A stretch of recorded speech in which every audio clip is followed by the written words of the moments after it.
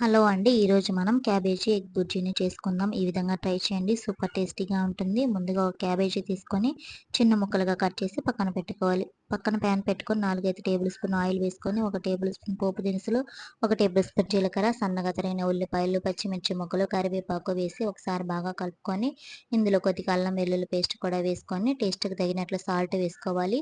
ఈ ఉల్లిపాయలు అనేది లైట్ బ్రౌన్ కలర్ అయిన తర్వాత క్యాబేజీ ముక్కలు వేసి ఒకసారి బాగా కలుపుకొని మూత పెట్టుకొని ఒక 10 నిమిషాల పాటు ఇలా మగ్గించుకున్న తర్వాత క్యాబేజీ ముక్కలు కలర్ చేంజ్ అయినప్పుడు ఇందులో హాఫ్ టేబుల్ స్పూన్ పసుపు, 1 టేబుల్ స్పూన్ కారం వేసి ఒకసారి అంతా బాగా కలుపుకొని ఒక 3 ఎగ్స్ బ్రేక్ చేసి వేసుకొని మూత పెట్టి ఒక 5 నిమిషాల తర్వాత తీసి ఒకసారి అంతా బాగా కలుపుకొని 1 టేబుల్ స్పూన్ ధనియా powder, half tablespoon garam masala, పైనుంచి కొత్తిమీర వేసుకుంటే ఎంతో tasty cabbage egg bhurji ready అవుతుంది. నా వీడియో నచ్చితే లైక్ చేయండి, సబ్స్క్రైబ్ చేయండి.